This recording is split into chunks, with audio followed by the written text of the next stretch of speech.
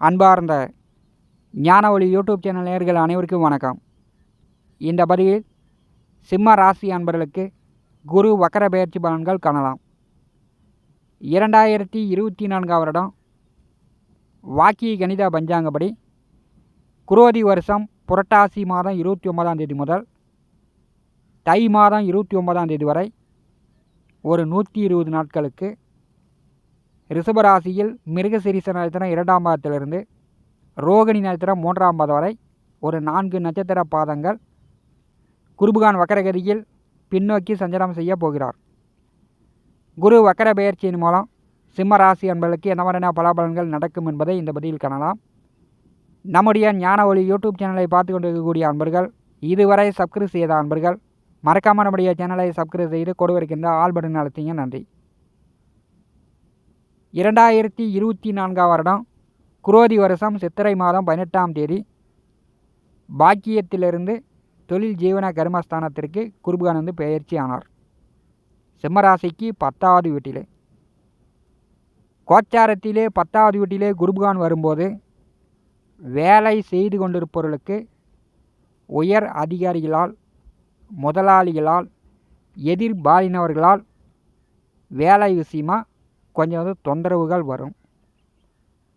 தொழில் செய்து கொண்டிருப்பவர்கள் சிறிய கடையாக இருக்கலாம், ஏற்றுமதி இறக்குமதி பிஸ்னஸாக இருக்கலாம், பெரிய அளவு நீங்கள் ஃபேக்ட்ரி வைத்திருக்கலாம்.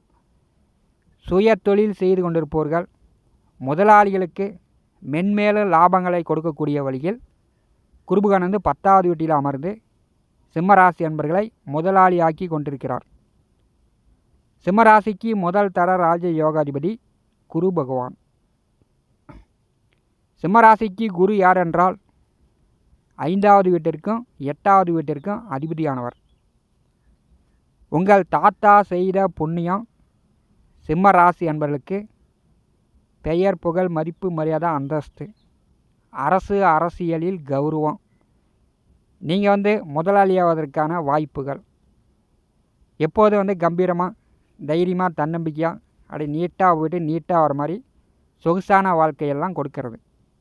இது பூர்வ புண்ணியஸ்தானத்தின் பலன். உங்கள் தாத்தா செய்த புண்ணியம். அவரே அஷ்டமத்திற்கு அதிபதியாக வருகிறார்.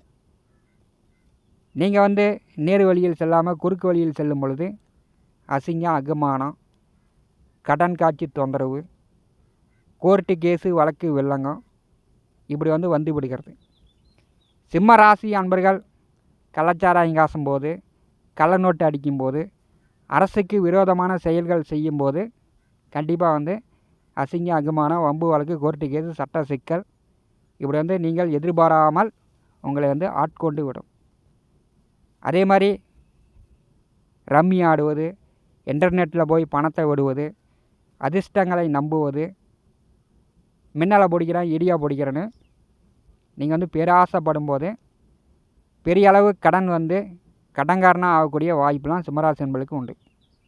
நேரு வழியில் இருக்கும்போது பெரிய அளவு உங்களுக்கு கடன் வராது, அசிங்க அகுமானம் வராது. உங்கள் தாத்தா செய்த புண்ணியம் உங்களை காப்பாற்றும்.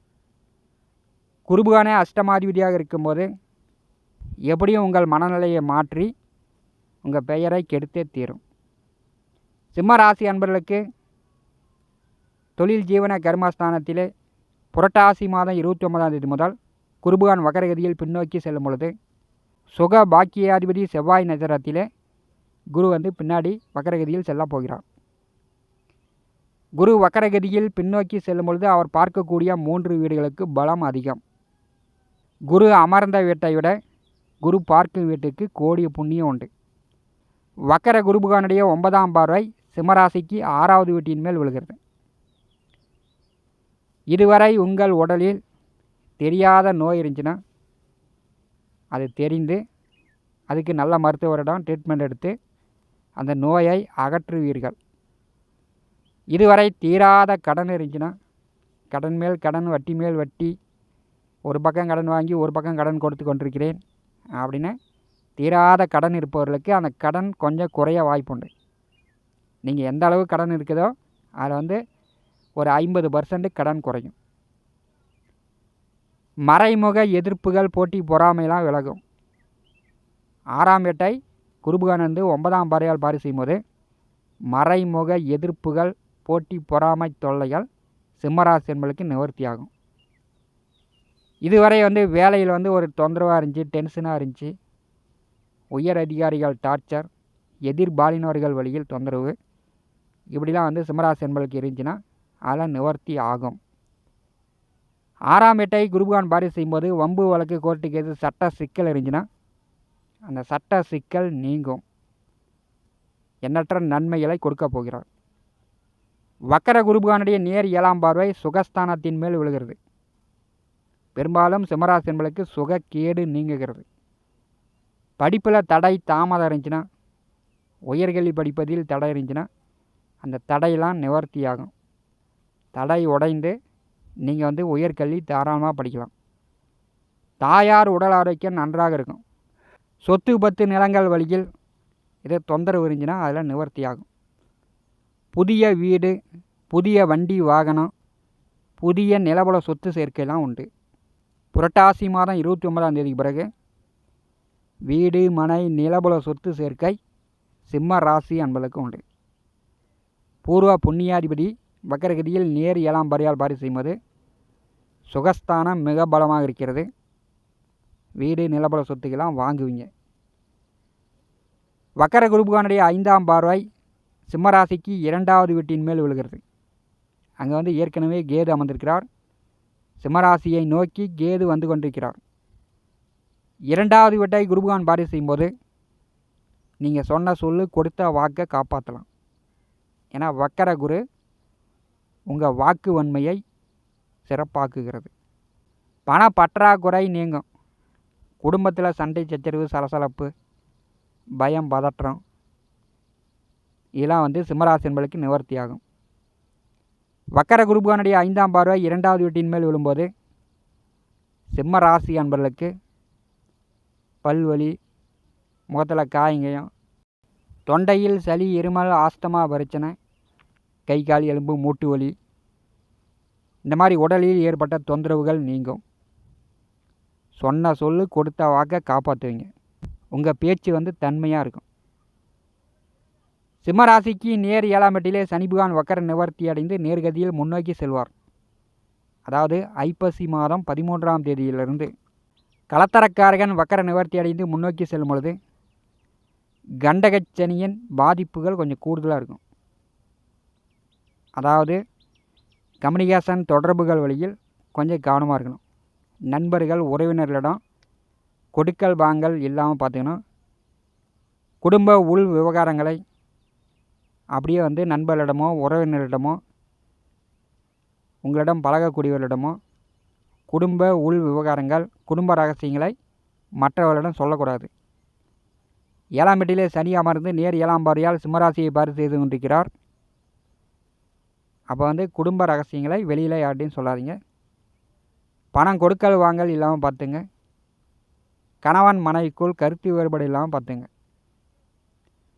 சனி வக்கர நிவர்த்தி அடைந்து முன்னோக்கி செல்லும் பொழுது அவர் வந்து குரு நட்சத்திரத்தில் வேகமாக முன்னோக்கி செல்கிறார்.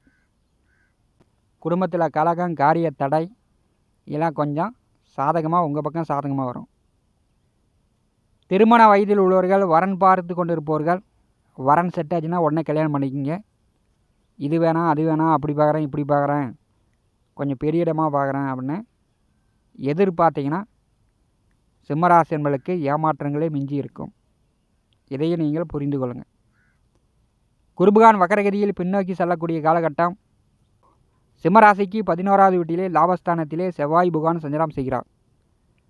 லாபஸ்தானத்திலே செவ்வாய் வரும்போது பூமியால் லாபம், ரியல் எஸ்டேட் தொழில்துறையில் இருக்கக்கூடியவர்களுக்கு லாபம், நிலபுல சொத்துக்கள் வழியில் லாபம், வீடு கட்டலாம், வீடு வாங்கலாம். மூத்த அண்ணன், அக்கா, உடன் பிறந்தவர்கள் மட்டும் கொஞ்சம் கவனமாக இருக்கணும்.